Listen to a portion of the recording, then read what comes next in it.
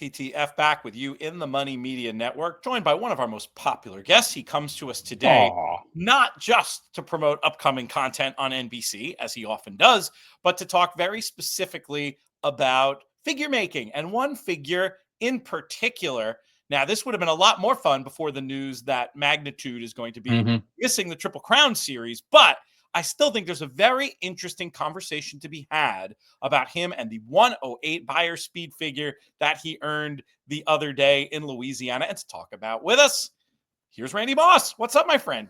Hey, Pete. Everything's going well. So this figure certainly turned a lot of heads, and I want to just start off with how you feel about it as a speed figure in general. Is this one that you did you have to go to bat for it? Are you willing to go to bat for it? Or is this just your best guess at what the data was telling you and you don't have that strong an opinion? It was a slam dunk. It was an absolute slam dunk. If you believe, I mean, I don't think very few people out there, Pete, the ones who are squawking the loudest. Okay, Magnitude can't run a 108. There's no way he's that good. His highest previous Beyer speed figure was an 80, and now you're telling us that he ran a 108. That's ridiculous. The Beyers can't be trusted. All this BS.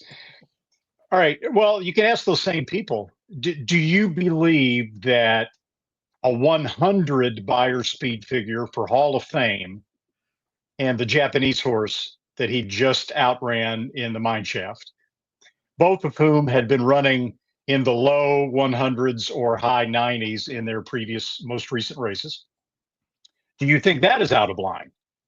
Or you could say, do you think an 89 for a good shear, arguably the best 3-year-old filly in the country right now, and the Rachel Alexander, is out of line?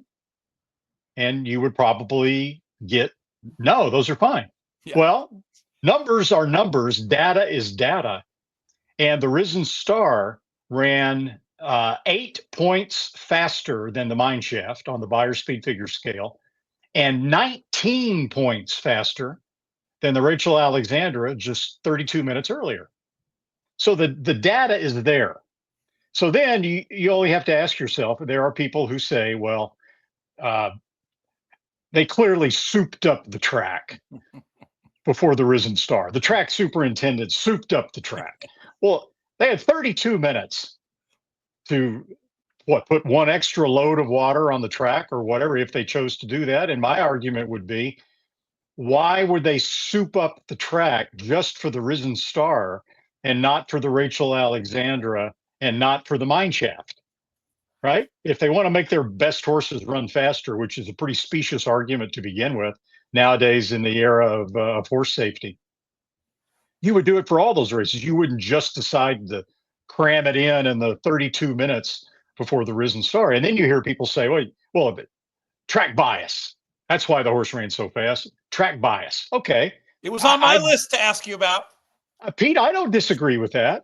I mean, Steve Asmussen himself said in an interview that I listened to that earlier in the card, he had some of his stretch runners out in the middle of the track that he thought would run well, and they didn't. And all the horses that were on the lead on the inside that he had ran extremely well. So he was convinced that the inside part of the track and speed was golden on Saturday. And that's why the strategy to send Magnitude out of the gate from the far outside post and try to outrun American Promise and all the other speed to the inside part of the track, which obviously was very successful. Okay. Sharp guy. Now, I don't disagree that the track may have been biased, but was the track suddenly biased only for the Risen Star? Horses were also running on the lead and on the inside in the Rachel Alexandra. They were also running on the lead and on the inside in the mine shaft.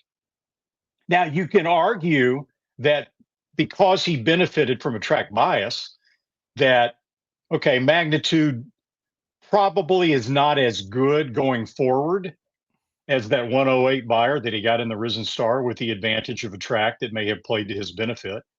But that doesn't mean that he didn't run a 108 on that day with a bias. And that's what speed figures are supposed to do. I know you and I have had this conversation. They aren't performance figures. Okay. For example, time form in England has the famous ratings over there. They've been doing it for decades and decades and decades. Time form ratings do take final time into account, but they are performance ratings. Time form guys might look at the Risen Star. Now, I'm not talking about time form US and Craig Milkowski. I'm talking about the European version of time form. They would look at a race like the Risen Star and they might say, okay, the race came up a 108 based on time, but there was a rail bias that day, and he made an uncontested early lead. And we don't think the performance, therefore, is quite that good. So we're going to give him a 102. Well, speed figures track and quantify how fast a horse runs. Okay.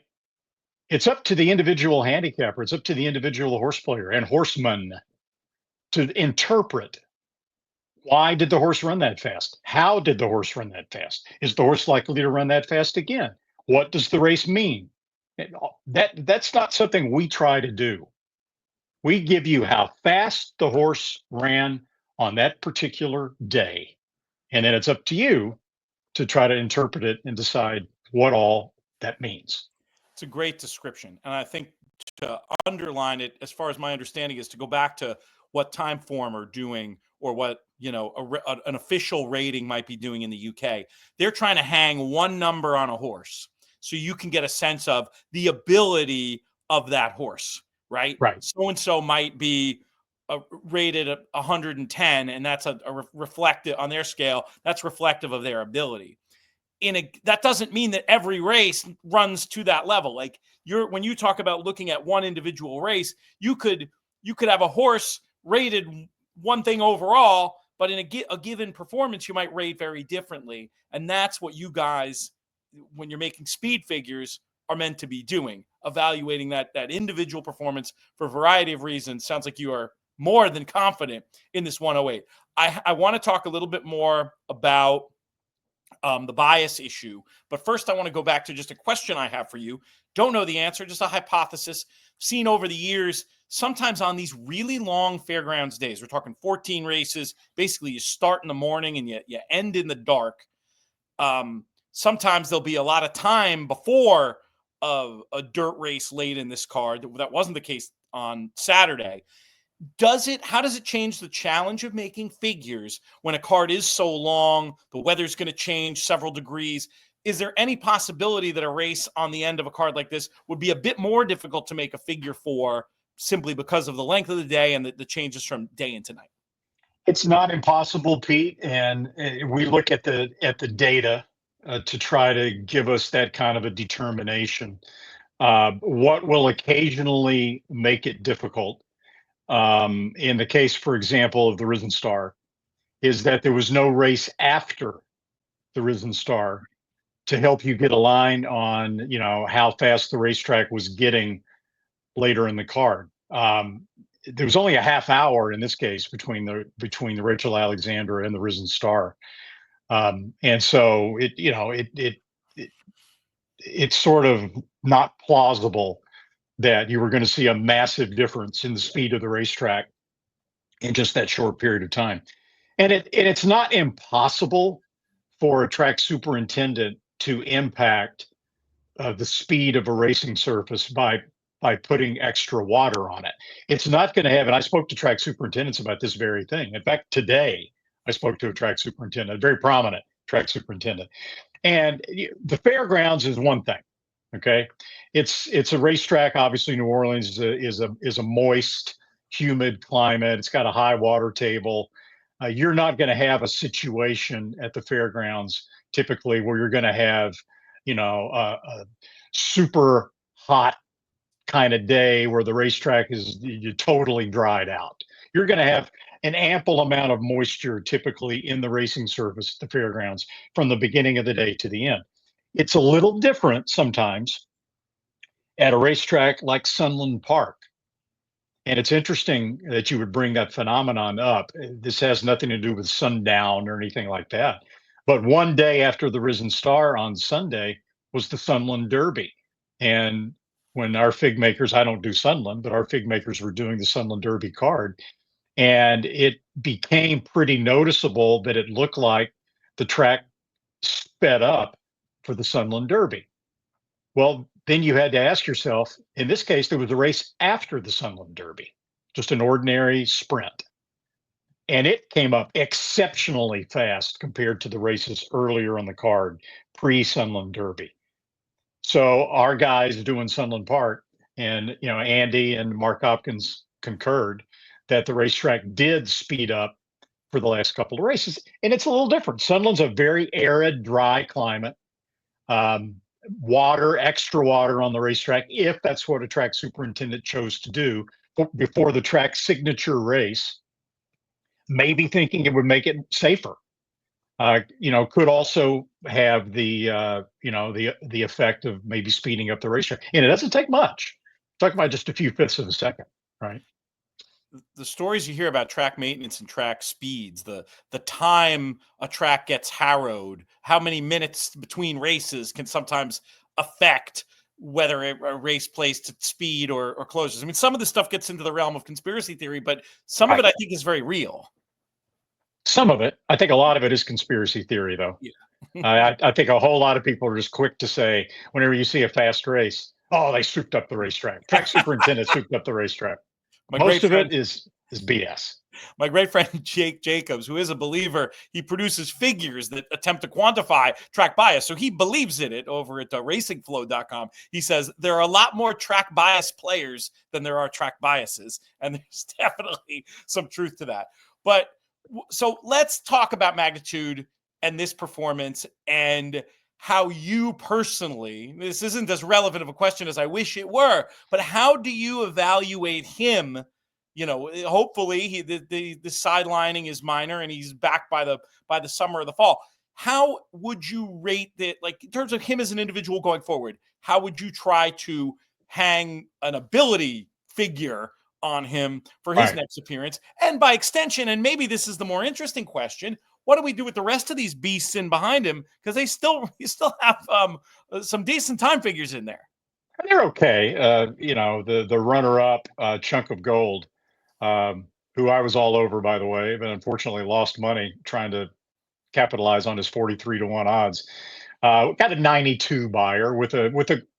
I won't say it's a good trip because he got stopped cold at the quarter pole, but he saved ground pretty much on both turns, so he had that benefit going for him. But a 92 is not going to raise a whole lot of hell when you get a little bit later on the Triple Crown Trail. Built ran okay. He ran decently, but again, he ran like a 92. He was right there in the photo with Chunk of Gold. East Avenue, I think you can throw him out of your Derby top 10.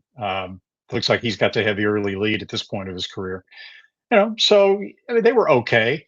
But how I view magnitude, Pete, yes, he had a track bias.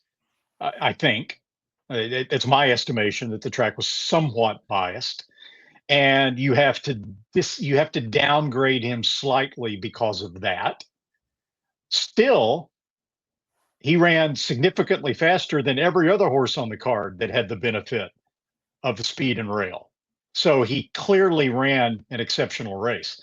I don't think I would make him my number one Derby contender if he were still on the Derby trail, but I would certainly have him up there in the top 5, depending on how he ran coming back in the Louisiana Derby, if he had made it to that.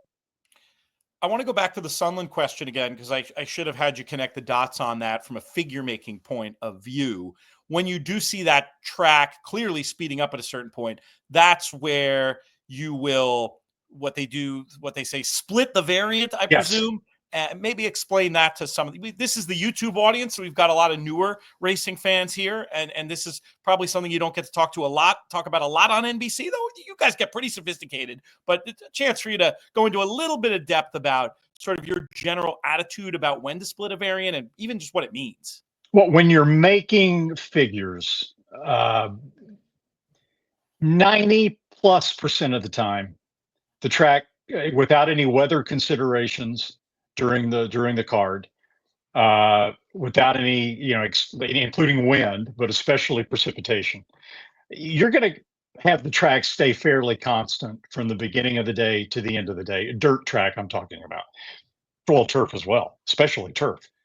Uh, Occasionally, though, when you're making numbers for no apparent reason, it's probably maybe it has something to do with track maintenance. There's no way to know, but it becomes absolutely crystal clear that at a certain point on the card, the racetrack changes in terms of its impact on the final times.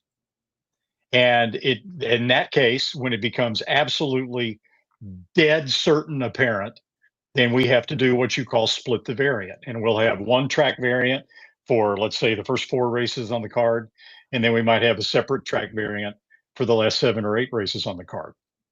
Typically, when we're doing figures, it's been my experience that when you get to a situation where you think, okay, this is probably a split variant, okay, usually you're wrong. So you have to tell yourself, I'm going to go back and look at this again. And let's suppose I'm wrong. Let's go back and let's recalculate this based on one variant all day. And like I said, 90% of the time or plus, it is one variant for the day. And you'll correct yourself a lot of times. You will have thought maybe the day's a split variant when it's actually not. But there are certain days where it's just absolutely obvious that that's the situation. Sounded like the Sunland day is a good example of that. Yeah, not as dramatic, not as dramatic as a lot of split variants are. So it'll be interesting to see how Getaway Car and Caldera come back to run. They either ran a 92, 93, or they ran a 98, 99. Significant Right? difference. Yeah. Significant difference based on the final race on the card.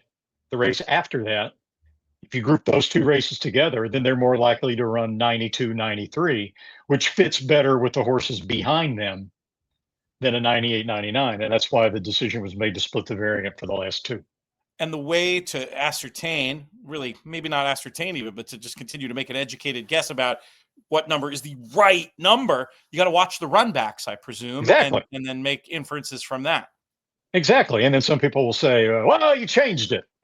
Well, look, it's our goal to have every number as accurate as we can possibly make it. And when we do day-to-day figures, right? There are certain days in our database, in our Beyer database, what I do, if I have a day that it's easy. The Risen Star day would be an example.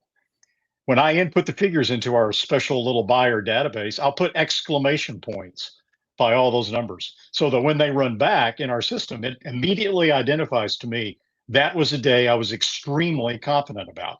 But then there are other days that aren't quite so ironclad. You might have a lot of races with first-time starters, maiden races. You might have rain in the middle of the card where you've got to try to determine, how it impacted the track. You're not so sure.